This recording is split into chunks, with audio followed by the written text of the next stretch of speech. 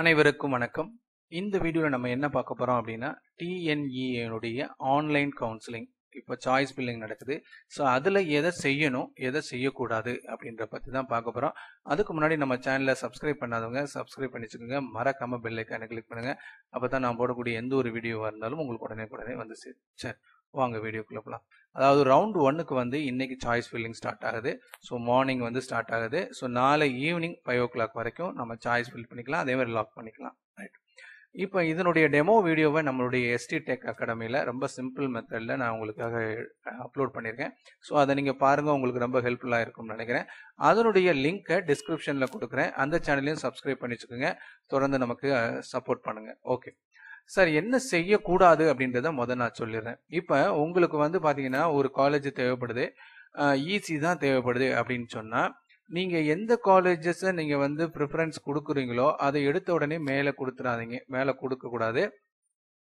உங்களையும் அதையும் தாண்டி நல்ல காலேஜ், இப்போ உங்களுக்கு வந்து ஒரு காலேஜ் கிடைக்குது அப்படின்னு நினைக்கிறீங்க, கிடைக்கும் அப்படின்னு நினைக்கிறீங்க.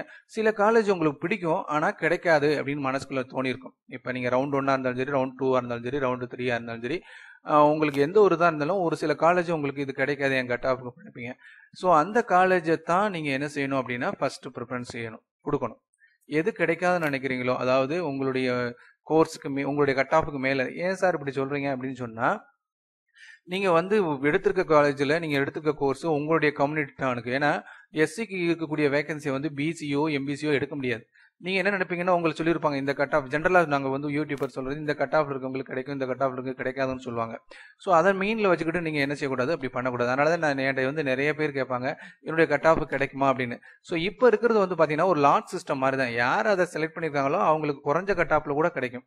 அதனால் நீங்கள் வந்து எனக்கு இந்த காலேஜ் கிடைக்கும் கிடைக்காது அப்படின்றத நம்ம செய்யவே பண்ணணும். அப்போ நம்ம செய்ய வேண்டியது என்ன அப்படின்னா, ஃபஸ்ட்டு நல்ல காலேஜஸை, டாப் மோஸ்ட் காலேஜ். சார் நான் வந்து கட் ஆஃப் 130 தான் இருக்குது, 140 தான் இருக்குது, அண்ணா யூனிவர்சிட்டி கொடுக்கலாமா? அண்ணா யூனிவர்சிட்டியில் கொடுக்கலாம் தாராளமாக. உங்களுக்கு வந்து ரவுண்ட் 1ல் எவ்வளோ வேகன்சி இருக்குன்னு அதில் காட்டும், ரவுண்ட் 2ல் என்ன வேகன்சி இருக்குன்னு காட்டும். ஸோ உங்கள் வேகன்சி இருந்துச்சுன்னா நீங்கள் தாராளமாக உங்கள் கம்யூனிட்டி டானுக்கு கொடுங்க. சரிங்களா? அது ஈஸியாக நான் வந்து அந்த டெமோ வீடியோவில் சொல்லியிருக்கேன். ரைட். செய்ய வேண்டியது நல்ல காலேஜஸ் மேலே கொடுக்கணும். அதுக்கப்புறம் தான் உங்களுடைய ப்ரிஃபரன்ஸ் காலேஜஸை நீங்கள் வந்து வரிசையாக கொடுத்துட்டு வரணும். சரிங்களா? இது செய்ய வேண்டியது. செய்யக்கூடாது என்ன அப்படின்னா, சில பேர் என்ன செய்வாங்க அப்படின்னா, கடகடன்னு சாய்ஸை ஃபில் பண்ணுறேன்னு சொல்லி ஏதாவது ஒரு காலேஜ் எடுத்து பண்ணிடுவாங்க. அதை வந்து ஆர்டர் பண்ணுறதே கிடையாது. அதாவது அவங்களுக்கு பிடிக்காத காலேஜ் எந்த ஆர்டரில் இருக்குன்னு கூட தெரியாமல் சாய்ஸ் எல்லாம் டிக் பண்ணி வேகமாக பண்ணணும்னு சொல்லி நினைப்பாங்க. ஸோ அப்படி பண்ணும்போது என்னென்னா, ப்ரிஃபரன்ஸ் ஃபர்ஸ்ட்டில் என்ன இருக்கோ உங்களுக்கு வரிசையாக வரும்போது எந்த காலேஜ் வந்து ஃபஸ்ட்டு ஆப்ட் ஆகுதோ அந்த காலேஜை கொடுத்துருவாங்க. அப்போ பார்த்துக்கிட்டிங்கன்னா உங்களுக்கு ஆகாத காலேஜெல்லாம் வந்துடும். அதனால தான் நான் என்னன்னு சொல்கிறது, நிறைய வந்து பார்த்திங்கன்னா நல்ல காலேஜ், உங்களுக்கு பிடிச்ச காலேஜ் ஃபஸ்ட்டு ப்ரிஃபரன்ஸாக கொடுங்க. அதுக்கப்புறம் உங்களுக்கு கட் ஆஃபுக்கு கீழே இருக்கிற காலேஜஸை கொடுங்க. ஓகேங்களா? எடுத்தோடனே உங்களுக்கு கட் ஆஃபுக்கு கீழே இருக்கக்கூடிய காலேஜை மேலே கொடுத்துறாங்க. இது செய்யக்கூடாது. இன்னொன்று என்ன அப்படின்னா, செய்யக்கூடியவை. சாய்ஸ் அப்படின்றது நீங்கள் வந்து எத்தனை சாய்ஸ் வேணாலும் கொடுக்கலாங்க. 400 சாய்ஸ் 500 சாய்ஸ் கொடுக்கலாம்.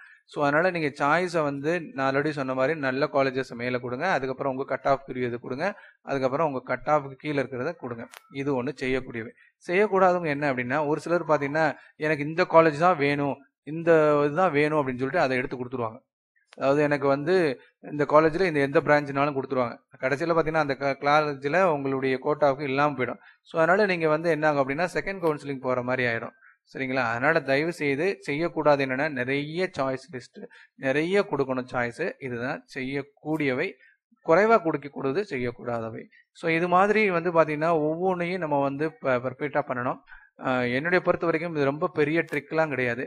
நிறைய சாய்ஸ் கொடுக்கணும், நல்ல காலேஜஸை மேலே கொடுக்கணும், ஒரு உங்கள் கட் ஆஃப் இருக்கிறத அடுத்து கொடுக்கணும், உங்கள் கட் ஆஃப் கீழே இருக்கிறத அதுக்கு அடுத்து கொடுக்கணும். 3 கேட்டகரியை பிரித்து பண்ணுங்கள். மினிமம் ஒரு 50 சாய்ஸ் கொடுங்க. ஓகேங்களா? ஸோ இதுதான் இந்த வீடியோவுடைய முக்கியம். இதை எப்படி பண்ணுறதுன்றதான் நம்மளுடைய டெக் சேனலில் போட்டிருக்கேன். அதையும் பாருங்கள். தேங்க்யூ.